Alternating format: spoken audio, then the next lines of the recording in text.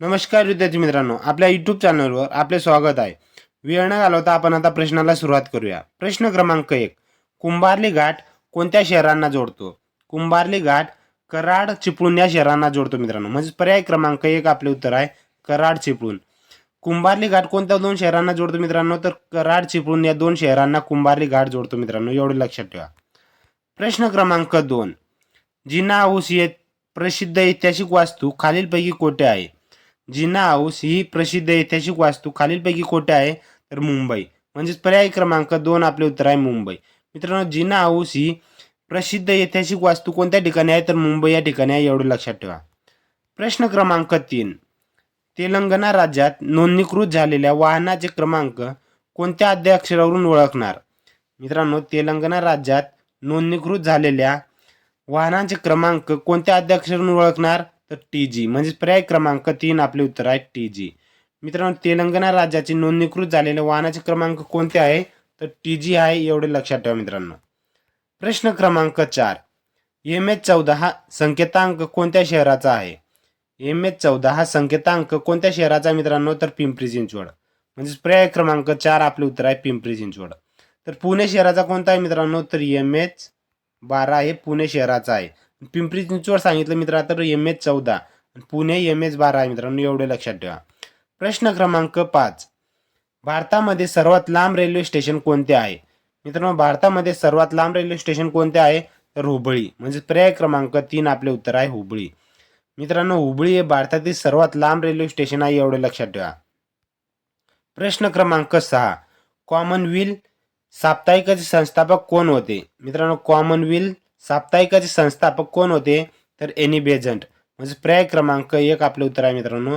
Any Besant हे Commonwealth साप्ताहिकाचे संस्थापक होते मित्रांनो. एवढे लक्षात ठेवा. प्रश्न क्रमांक 7. टिंबटिंब प्रकारच्या अर्थव्यवस्थेत उत्पादनाची साधने समाजाच्या म्हणजेच सरकारी मालकीची असतात. म्हणजेच मित्रांनो, समाजवादी अर्थव्यवस्थेत उत्पादनाची साधने समाजाचा म्हणजेच सरकारी मालकीची असतात. म्हणजे पर्याय क्रमांक 2 आपले उत्तर आहे मित्रांनो समाजवादी. मित्रांनो, समाजवादी प्रकारच्या अर्थव्यवस्थेत उत्पादनाची साधने समाजाचा म्हणजेच सरकारी मालकीची असतात. म्हणून पर्याय क्रमांक 2 आपले उत्तर आहे समाजवादी. प्रश्न क्रमांक 8. अणुऊर्जेवर चालणारी भारताची पहिली अणुभट्टी कोणती? मित्रांनो, अणुऊर्जेवर चालणारी भारताची पहिली अणुभट्टी कोणती? तर अप्सरा. म्हणजे पर्याय क्रमांक 4 आपले उत्तर आहे अप्सरा. मित्रांनो, अप्सरा ही अणुभट्टी अणुऊर्जेवर चालणारी पहिली अणुभट्टी आहे मित्रांनो. एवढं लक्षात ठेवा. प्रश्न क्रमांक 9. महाराष्ट्र पोलिसांचा ध्वजामध्ये हे पारंपरिक चिन्ह आहे. महाराष्ट्र पोलिसांचा ध्वजामध्ये पंचकोनी तारा हे पारंपरिक चिन्ह आहे मित्रांनो. म्हणजे पर्याय क्रमांक 1 आपले उत्तर आहे पंचकोनी तारा. प्रश्न क्रमांक 10. भावार्थ रामायण कोणी लिहिले? मित्रांनो, भावार्थ रामायण संत एकनाथ महाराज यांनी लिहिले आहे मित्रांनो. म्हणजे पर्याय क्रमांक 2 आपले उत्तर आहे मित्रांनो संत एकनाथ महाराज. प्रश्न क्रमांक 11.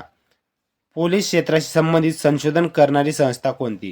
पोलीस क्षेत्राशी संबंधित संशोधन करणारी संस्था म्हणजे मित्रांनो BPRND. म्हणजे पर्याय क्रमांक 3 आपले उत्तर आहे मित्रांनो BPRND.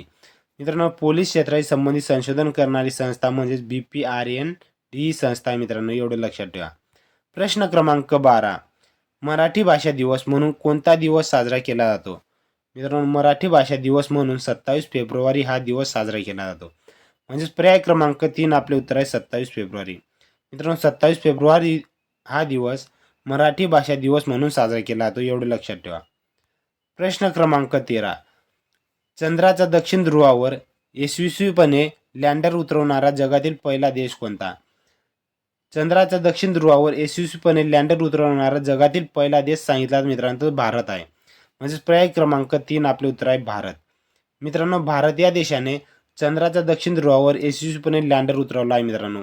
म्हणून जगातील पहिला देश हा भारत बनला आहे मित्रांनो. एवढे लक्षात ठेवा. म्हणजे पर्याय क्रमांक 3 आपले उत्तर आहे. प्रश्न क्रमांक 14.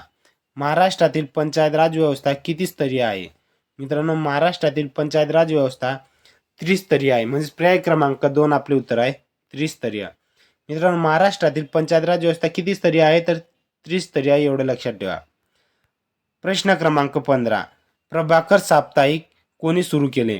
प्रभाकर साप्ताहिक कोणी सुरू केले मित्रांनो? तर भाऊ महाजन. म्हणजे पर्याय क्रमांक 1 आपले उत्तर आहे भाऊ महाजन. मित्रांनो प्रभाकर हे साप्ताहिक भाऊ माझे यांनी सुरू केले होते, एवढं लक्षात ठेवा. प्रश्न क्रमांक 16. शक्तीस्थळ हे कोणाचे समाधी स्थळ आहे? मित्रांनो शक्तीस्थळ हे इंदिरा गांधी यांचे समाधी स्थळ आहे. म्हणजे पर्याय क्रमांक 1 आपले उत्तर आहे इंदिरा गांधी. मित्रांनो शक्तीस्थळ हे इंदिरा गांधी यांचे समाधी स्थळ आहे, एवढं लक्षात ठेवा. प्रश्न क्रमांक 17. सातमाळा व हरिश्चंद्र बालाघाट या डोंगररांगांमधून कोणती नदी वाहते? मित्रांनो सातमाळा व हरिश्चंद्र बालाघाट या डोंगररांगांमधून गोदावरी नदी वाहते. म्हणजे पर्याय क्रमांक 4 आपले उत्तर आहे मित्रांनो गोदावरी नदी. मित्रांनो सातमाळा व हरिश्चंद्र बालाघाट या डोंगररांगामधून गोदावरी नदी वाहते, एवढं लक्षात ठेवा. प्रश्न क्रमांक 18. डलहौसी हे थंड हवेचे ठिकाण खालीलपैकी कोणत्या राज्यात आहे? मित्रांनो डलहौसी हे थंड हवेचे ठिकाण हिमाचल प्रदेश या राज्यात आहे. म्हणजे पर्याय क्रमांक 2 आपले उत्तर आहे हिमाचल प्रदेश. मित्रांनो डलहौसी हे थंड हवेचे ठिकाण हिमाचल प्रदेश या राज्यात आहे, एवढं लक्षात ठेवा. प्रश्न क्रमांक 19. The test of my life हे टिंबटिंब या क्रिकेटपटूचे आत्मचरित्र आहे. मित्रांनो the test of my life हे आत्मचरित्र कोणाचे आहे? तर युवराज सिंग. म्हणजे पर्याय क्रमांक 4 आपले उत्तर आहे युवराज सिंग. मित्रांनो युवराज सिंग यांच्या आत्मचरित्राचे नाव काय आहे? तर the test of my life या आत्मचरित्र युवराज सिंग यांचे आहे, एवढं लक्षात ठेवा. मित्रांनो या व्हिडिओची PDF डाउनलोड करायची असेल तर डिस्क्रिप्शनमध्ये टेलिग्राम चॅनलची लिंक दिलेली आहे. आपण डिस्क्रिप्शनमध्ये जाऊन टेलिग्राम चॅनल जॉईन करू शकतात आणि या व्हिडिओची PDF डाउनलोड करू शकतात मित्रांनो. प्रश्न क्रमांक 20. ज्ञानपीठ पुरस्कार कोणत्या क्षेत्राशी संबंधित आहे? ज्ञानपीठ पुरस्कार साहित्य क्षेत्राशी संबंधित आहे. म्हणजे पर्याय क्रमांक 3 आपले उत्तर आहे साहित्य. मित्रांनो ज्ञानपीठ पुरस्कार कोणत्या क्षेत्राशी संबंधित आहे? तर साहित्य क्षेत्राशी संबंधित आहे. प्रश्न क्रमांक 21. महाराष्ट्रातील टिंबटिंब हे नगर सातवाहनाची राजधानी होते. मित्रांनो महाराष्ट्रातील पैठण हे नगर सातवाहनांची राजधानी होती, एवढं लक्षात ठेवा. म्हणजे पर्याय क्रमांक 3 आपले उत्तर आहे पैठण. मित्रांनो पैठण हे शहर सातवाहनाची राजधानी होती मित्रांनो, एवढं लक्षात ठेवा. प्रश्न क्रमांक 22. 0 माईल स्टोनशी संबंधित शहर कोणते? 0 माईल स्टोनशी संबंधित नागपूर हे शहर आहे मित्रांनो. म्हणजे पर्याय क्रमांक 1 आपले उत्तर आहे नागपूर. मित्रांनो नागपूर हे शहर 0 माईल स्टोनशी संबंधित आहे, एवढं लक्षात ठेवा. प्रश्न क्रमांक 23. भारताचा उपराष्ट्रपती किती वर्षासाठी निवडला जातो? मित्रांनो भारताचा उपराष्ट्रपती किती वर्षासाठी निवडला जातो? तर 5 वर्ष. म्हणजे पर्याय क्रमांक 2 आपले उत्तर आहे 5 वर्ष. प्रश्न क्रमांक 24. मेळघाट येथील प्रोजेक्ट टायगर हे कोणत्या जिल्ह्यात आहे? मित्रांनो मेळघाट येथील प्रोजेक्ट टायगर हे अमरावती जिल्ह्यामध्ये आहे. म्हणजे पर्याय क्रमांक 1 आपले उत्तर आहे अमरावती. मित्रांनो मेळघाट येथील प्रोजेक्ट टायगर अमरावती या जिल्ह्यामध्ये आहे, एवढं लक्षात ठेवा. प्रश्न क्रमांक 25. आंतरराष्ट्रीय न्यायालयाचे मुख्यालय खालीलपैकी कोठे आहे? मित्रांनो आंतरराष्ट्रीय न्यायालयाचे मुख्यालय हेग या ठिकाणी आहे. म्हणजे पर्याय क्रमांक 3 आपले उत्तर आहे हेग. मित्रांनो आंतरराष्ट्रीय न्यायालयाचे मुख्यालय हेग या ठिकाणी, एवढं लक्षात ठेवा. प्रश्न क्रमांक 26. कोणत्या वेदात संगीताचा उल्लेख आहे? मित्रांनो कोणत्या वेदात संगीताचा उल्लेख आहे? तर सामवेद. म्हणजे पर्याय क्रमांक 4 आपले उत्तर आहे सामवेद. मित्रांनो सामवेदामध्ये संगीताचा उल्लेख आहे, एवढं लक्षात ठेवा.